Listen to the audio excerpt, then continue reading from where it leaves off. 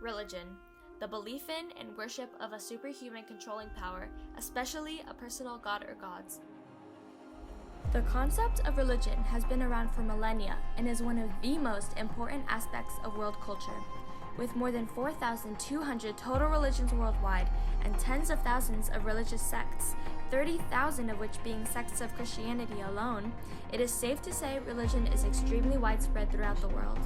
Many of these religions and their scriptures have been around for millennia, with ideologies and rules to abide by in order to be a good citizen. However, do these rules still apply to our modern society, or is it time we progress with the times? In the era of science and information, many people have rejected their religions to join atheism or agnosticism. Atheism is defined as the rejection of the belief that deities exist. Agnosticism is the belief that humans are incapable of knowing if gods exist. Atheism has been around since the 16th century, with the first atheist writers being the Greek and Roman philosophers Democritus, Epicurus, and Lucretius. In their writing, they talked of materialism, where the only things that exist are bodies and the space between them.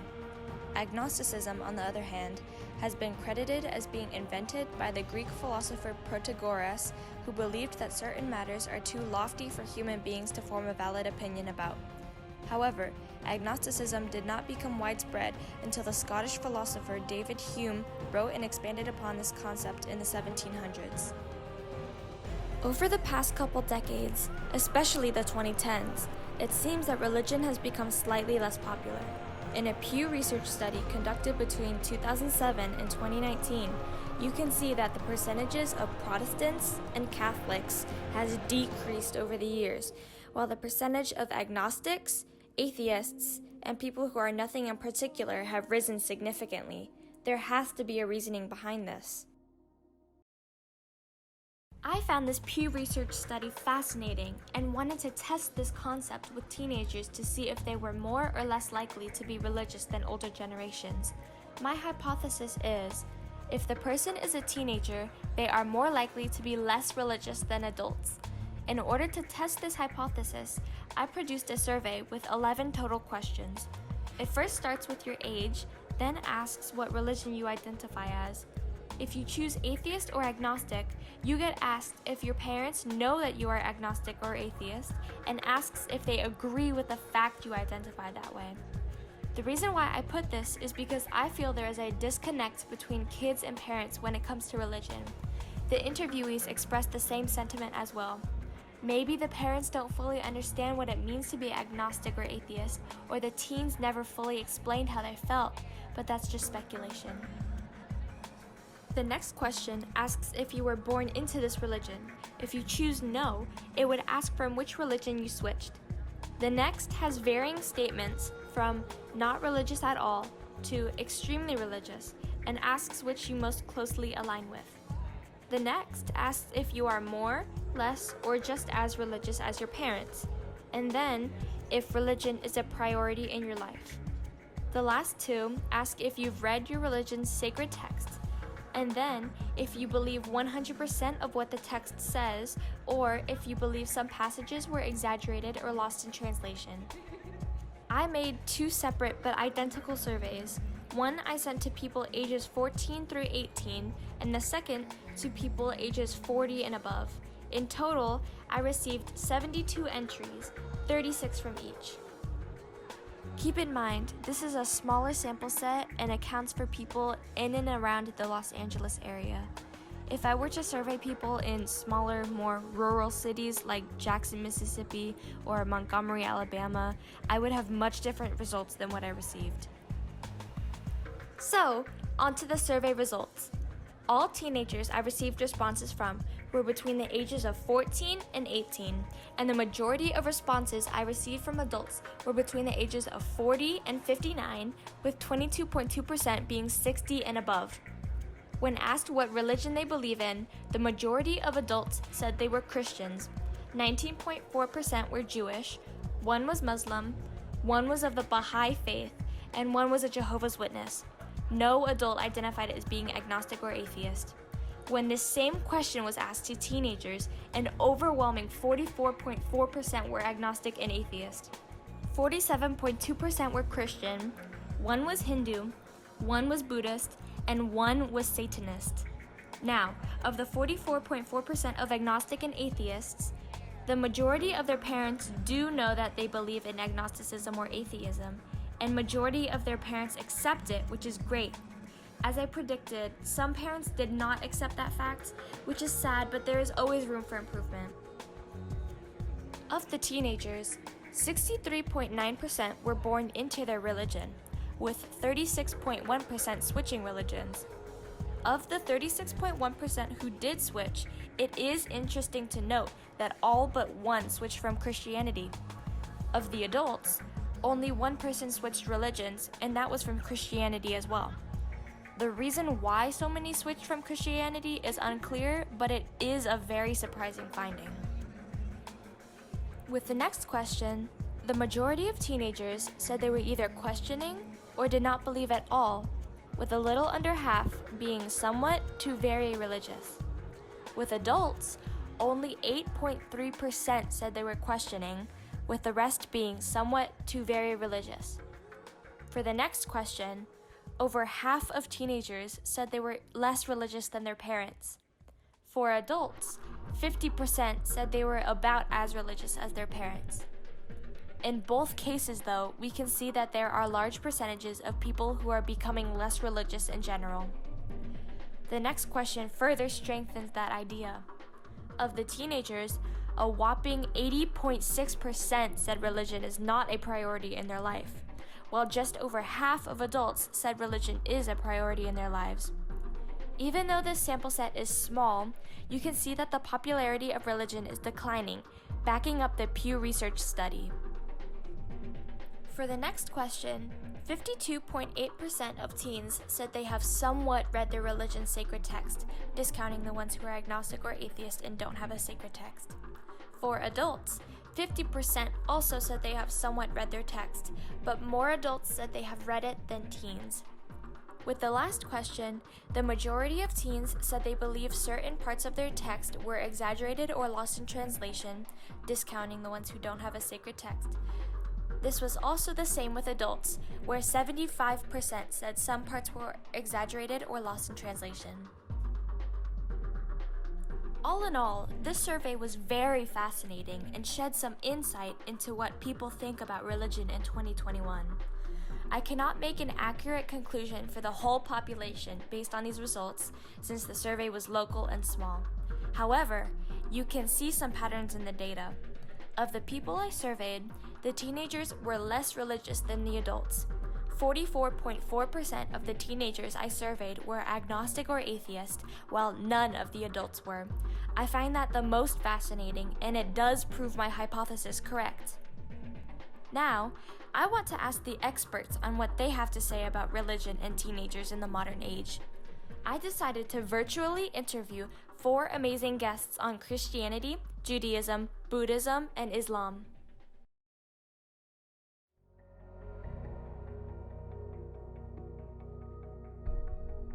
The Bible, we believe, is the Word of God, and that's the entire Bible. The Hebrew Bible is where our faith is rooted. So we believe all that's written in the Hebrew Bible, all that the Jewish faith, what they read. And then we believe what we call the Old Testament, and then the New Testament is all the story of Jesus. And so we believe Jesus is who he said he is, that he is the Son of God. And then it's through him, through our faith in him, that we have eternal life. It's not based on laws or it's all based on what he's done, what he did for us, that grants us salvation. And what he preaches is love. And so we're supposed to emulate Jesus, which is to love God and to love others. We're not to judge other people. We're just to try to love them as Jesus loved them. That's what he said. The greatest commandment was to love God and to love others. The basics of Judaism are twofold. One, a deep connection to God and love for God. We have a commandment that says you shall love the Lord your God with all your heart, mind, and soul. And the other one is I guess what we call human ethics, not just human, but between us and creation. So love your neighbor as yourself. And so those two commandments, one is, so to speak, horizontal, which is human being to human being and creation, and the other one is vertical, which is us to God. I would say, if I had to really summarize it, that to love God with all your heart, mind, and soul, and to love your neighbor as yourself are really the basics of Judaism, combining ethics as well as spirituality. Some religions just really focus on ethics, which is wonderful, and some religions really focus on spirituality, which is wonderful. Judaism tries to balance them, to look at both. The Dalai Lama said, above all else, be kind. And there's so many foundations within the Buddhist tradition, which I'll talk about a little, but ultimately it's in support of us being present, awake, and kind to ourselves and those around us. That's the foundation. That's a life well lived. And all the other stuff is in support of that. But there are a few basic foundations that are thought to be helpful touchstones to support us in being kindly present with whatever arises. And I'd say the most foundational in Buddhism is the Four Noble Truths. This is the foundation. And, it's said when the Buddha came to awaken, the first truth was there is suffering. There is suffering. And, there's a difference between inevitable suffering and unnecessary suffering. The suffering is we will most likely, if we age long enough, we will grow old, sick, and die. It's inevitable. There will be suffering. My spiritual grandmother, who's dead now, she would say, darling, there's always a leak in the canoe, no matter what. There may be days where the ducks are lined up just right, but there will be suffering. So that's the first noble truth. And the second is that the cause of this suffering is attachment. Wherever we're attached, we'll suffer, and we see that with those we love, when there's attachment and we lose that, or we're attached to something going a certain way and it doesn't, we suffer. So attachment causes suffering. And then the third is really hopeful. There can be an end to this suffering. There can be an end to unnecessary suffering. And then the fourth of the noble truths is the way to do this is through the Eightfold Path. And there are 8 principles that just kind of help us get ourself in order, reminders to practice wise speech, wise action, wise livelihood, all these things, because when we're more, when we're acting more consciously and we're taking good care of ourselves, we're just much more likely to be in a place where we're able to be present and calm and loving. So the Islam basically believes in pretty much the same concept as the other Abrahamic religion believe, like Judaism and Christianity. So basically one God, Prophet Muhammad, who is, the prophet of the Muslims. We believe in him as the last prophet, okay? And but we do believe in the concept like heaven, hell, your and also believe in all the prophets that came before, and I guess that's basically in a nutshell what the Islam is about.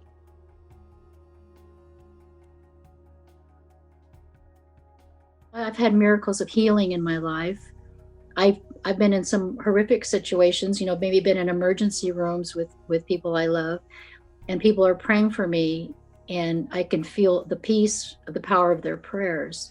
I think throughout my life, when tragedy occurs, as sad as it is, it has, I don't want to say a blessing in disguise, because tragedy is just terrible. But even in the current pandemic, my faith is strengthened to believe that if humanity comes together and follows the simple science that's being required of us, we can defeat this pandemic, this COVID-19, with minimal deaths or a lot less deaths. In a sense, that strengthens my faith and hope that there's a lesson in this pandemic, that we should all humanity should come together and really work as one. Now, of course, I'm disappointed sometimes in the way certain people behave, but my faith is strengthened in the belief that this becomes another opportunity for me to connect to my fellow human beings. This is true of other tragedies as well, whether it was 9/11 or whether it is prejudice, whether it was the Holocaust during World War II, that as tragic as it is, my strength my faith gets strengthened because of the possibilities that it has to bring the world together. I mean, let me give you an example, Sarah. After World War II, we were at war with Nazi Germany and with Shinto Japan. Within a few years, 5 or 6 years after World War II, those two nations became, in a way, some of our strongest allies in the world. Today, Germany and Japan are really bound and bonded, where the United States is bonded to these two nations. So out of that tragedy of being at war in the Pacific, being at war in Europe, came something good. So in a way, out of tragedy, something in my faith certainly gets strengthened. But the faith really deepened, Sarah, when there was direct experience of it helping. You know, it was very practical. It's like, oh, like this is making my life better and improving the relationships around me, like in my close relationships, like with my mom. And you know how it is with moms. I love my mom, but it's not always easy. You know, it's like, I just saw how things were improving as a result of applying what I was learning in Buddhism. And that really increased my faith. So it was really practical. My take on it is that with maturity and experience, you know, you generally get a better perspective on life.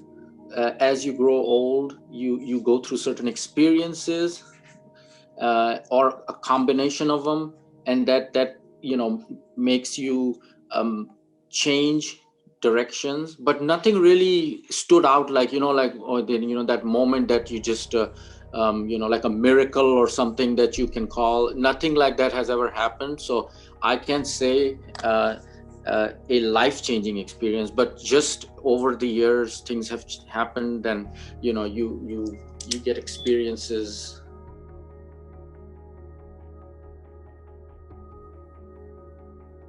People think they're bigoted, they're homophobic, they're all these horrible things, and for those Christians, and they are out there, they're not following what Jesus taught.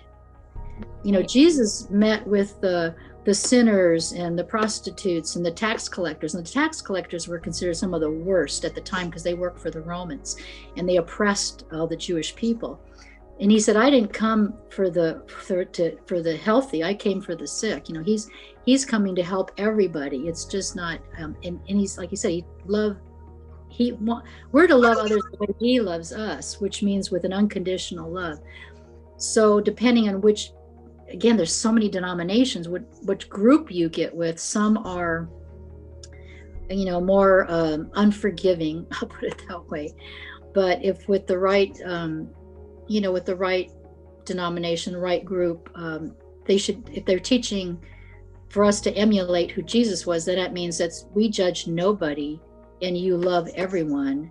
So that's why I think with the younger generation, just like with a lot of things that are misportrayed, it's not accurate. And then I think also too, growing up in my generation, the family was it was much more structured. I mean, you ate at the dinner at the same time together every single night. Everything was very kind of structured within the home. And if the parents went to church, you went to church. So a lot of children were brought up in their family's religion. And in some ways that was good because it gave them a foundation. In some ways it was bad because they then totally rejected religion because it was so pushed on them, that it wasn't anything that they wanted to do. It was like something horrible that they had to do. So it was just different growing up. It was more, I think, in the home more, so you're brought up with it. Statistically, we do know that your generation and the younger generation are certainly less inclined to join religious institutions like churches or synagogues or mosques or ashrams. So in terms of formal religion, I think it's true the younger generation is probably less affiliated, but that doesn't mean they're less religious, because the word religion, just like the word ligament, it comes from the word ligament, that which is a connecting force. In parts of your body, you have ligaments. Religion is really re-ligamenting. You have new ligaments that connect you to nature and connect you to God. So in a way, I don't think a person who's Jewish or Christian or Muslim or Hindu or Buddhist or any religion is more religious than any other person. I really believe that the younger generation is deeply spiritual and is just looking and yearning for the religions of the world, the ones I've named and other ones as well, to be less hypocritical and to stop judging people based upon, well, you believe this and I believe this and I'm right and you're wrong. And I think younger people are holding older people, or at least the older religions, holding it to a higher standard, to a standard of saying, don't be so hypocritical, so to speak. Put your actions where your words are. You talk about loving your neighbor, let me see what that means. Are you going to help people out when they're in trouble? You're talking about loving the world, are you going to help stop climate change? So I do think that spirituality, when you go out into nature, nature by its nature is a spiritual experience. When you walk in the park or you walk along the ocean and you feel the beauty of God in everything, that is religion at its best. We don't call it religion because it's not Buddhist or Hindu or Jewish. It's just spirituality in its purest sense. And I think younger people are as spiritual as younger people have always been. And I think younger people are just trying to hold, so to speak, my generation to a higher standard of don't be so hypocritical. That's called theology. Oh, okay. It's called having ideas about who God is and believing in God. And you have to believe in God this way and go to your mosque on Friday or your synagogue on Saturday or your church on Sunday. That's part of the religion, but it's not part of spirituality. Spirituality, we are all born with spirituality. We're all born with a connection, a sense of a connection between us and nature, between us and each other, between us and God. And that has nothing to do with religion whatsoever. In fact, sometimes religion severs or breaks the connection that we have to nature or to each other with its own individual theologies, its own belief system of what's right and wrong about how to do the religion. I'm not talking about right and wrong in terms of morals. Mm-hmm. Don't steal, don't kill, don't lie. Those are universal moral behaviors for everybody. It's not up to someone's opinion to say, well, I think God tells me it's okay to lie. No, it's never okay to lie. There are circumstances in the world where you don't lie to somebody, but certainly you have discretion so as not to hurt somebody's feelings. But certainly religion, when it's at its best, really teaches us a universal moral code. And so that's what we have to adhere to, not the individual religion. I'm Jewish. I love being Jewish. I love practicing Judaism. I love the rituals. But my rituals may not be your rituals. Your ritual may be just going to the ocean and sitting down and meditating and being quiet by the ocean without any specific belief system. Like, I just think there's like a innate need and want for connection. And connection can be on a deep level, like with each other, with our peers, with people, with nature, but even the universe, or just all of it. And, they say that big, quote unquote, enlightened moment, whatever that means, is when we realize we are that. We are consciousness itself. So that to me is spirituality. Mm-hmm. And then I think for some of us, certain organized religions support us in finding that. Certain structures, like for some it might be Christianity, for others, it might be Buddhism or Judaism, and we might say like, oh, this system supports me in doing that. And so I think that's really important, more than ever right now. And an attempt to kind of fulfill that loneliness, that lack of connection, we find quote unquote cheaper ways to do that, whether it's shopping or social media, or, social media has its place. We're using it right now, but it's never going to replace something deeper. So I wonder if, because those things are so available to your generation, that it almost dangerously makes it easier to skip a deeper route. Yeah, and like part of it is like being forgiving with oneself when we do that. It's like, oh, like part of me is really just trying to feel better. But then if we notice that, we can also start to notice like, oh, there's a way I could do this more deeply. It's like sometimes when I'm really sad, I just want to hang out and eat a bunch of chips and binge watch Netflix, And like sometimes we do, it's okay. But if that becomes my method, my religion, I'm not going to feel better. So like occasionally, sure, but not to let that somehow replace what could be so much deeper. Kids these days are exposed to a lot more things, a lot more information than when we were growing up. We didn't have internet, we didn't have social media. So we were just basically impressed by our parents or our teachers, or whatever they told us, that was it. So I think that is the reason that I don't see a difference like that if it's an younger generation versus older generation thing. I think it's more of an environmental and your surrounding issue that makes who you are,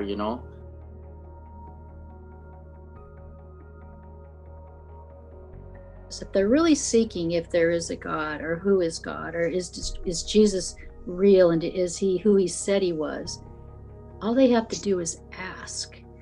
God will reveal himself to anyone who really seeks him. There's some scriptures that I really love that put a big impact on my life, which are verse, and one is it's about wisdom, seeking wisdom, but it's also about seeking God. And it's what God says is, I love those who love me, and those who seek me find me. And there's another one that says, when you seek me with all your heart, you will find me. And it's that simple. It's just, if anyone wants to know if God is real, that's with a sincere heart, not with some kind of sarcastic thing, but with a sincere heart. Because if, like, as I believe, there is a creator of the universe, you're coming before the creator of the universe and saying, if you're real, you can reveal yourself to me. And then you read what we believe is his word, and he'll if you're sincere, he'll show whoever asks. So that's part of the Christian faith too, where a lot of other religions there's a lot of laws and rules to follow, commandments, and ours is based on nothing that we can do. It's just having our faith. If they have friends too that believe in God, they're Christians, they believe in God, and if they enjoy their faith, they like their faith, and ask them why. What is it? What's different about your life? So they could talk to their peers and see what they say, and why do they believe which I guess you'll be doing. Why do they believe what they believe, and how has that impacted their life? I'm not sure kids need anything to really change their views. I think really it's the adults in the world that need to change their behaviors. When we as adults model behaviors of love your neighbor as yourself, when we as adults model behavior of loving God with all our heart, mind, and soul, and young people see that we're not hypocrites, then the behavior of young people automatically change. Young people say, I want to go to church, or I want to go to synagogue, or I want to be part of this ashram or this mosque. So what young people need to do is maybe be creative in your own connection to God and to each other, to be ethical, of course, to really take on climate change, and bring your spirituality into your politics, and also to, in a creative and respectful way, but to argue with the older generation, and to argue on behalf of nature, on behalf of universal ethics. But really, the modeling has to come from the adults to the children, of course. And your generation, you're no longer a child. You're right in between being an adult and being a child. But at your age, it's your responsibility now as a young adult, really to take on that responsibility of now you have to model behavior for kids who are looking up to you. When middle school kids look up to you, or elementary school kids, they want to see somebody who really is moral, who really is excited about life, who really is ethical and really cares about the planet. When young kids look at someone your age in high school or people in college, and they see you guys volunteering and helping out at food distribution centers, or making meals for the homeless, or taking care of the environment by doing, being part of a cleanup crew, and you're modeling for the younger kids, how to bring your spirituality into action. That's my responsibility, to be an inspiration to you, but it doesn't get you off the hook, Sarah. It means that you have to be responsible to be a model for the younger kids. That the first thing that came to my mind is more time in nature, like just connecting with something more than just, the social ins and out, the stress of school, like connecting with that sense of awe.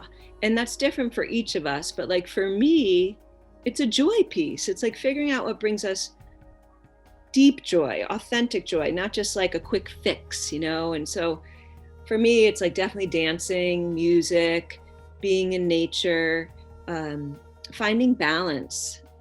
So I think that, and part of that, I know I keep going back to the social media, but I see it even in my age group too, Sarah. Like, it's like most of my friends are on Facebook. I'm like the one that's not even on Facebook, but it's an addiction, the phone, and then also for all of you during COVID, it's the way you're connecting with your friends too. So I think it's like really learning how to use that in balance, and it's like breaking a habit. It's breaking a habit, but I think it's like really important for all of us, but particularly your generation. Kids these days probably need a lot more guidance, because they are once again bombarded with so much information from everywhere. There is no it's all there. So how do you filter it, that if it's good information, or if it's bad information, or if it's hurtful or not? I think as parents, as teachers, as preachers, we need to be there for them and guide them in a certain way. And I think it's also for us as parents, and we need to have a good balance so that our kids can be we can be friends with them as well as their parents, so they can come and talk to us for anything, instead of going out and making some rash decisions. In conclusion, I learned a lot about what it means to be religious and spiritual. Yes, you can't see God or prove Moses parted the Red Sea, but completely denying it doesn't benefit anyone. Religion doesn't have to be going to church every Sunday and confessing your sins. It can be something as simple as seeing the beauty in life and appreciating your own existence.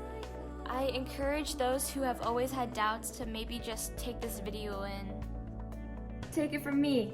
I've never really been a religious person, but after I've made this documentary and I've talked to people and I've learned for myself, I almost feel like a weight has been lifted off of my shoulders, and I don't feel as negative or hostile towards religion as I used to be. Now, I know a lot of teenagers feel that religion is a sensitive or a heavy topic to talk about, but it doesn't have to be that way. Now, thank you so much for watching. It means a lot to me. Stay safe.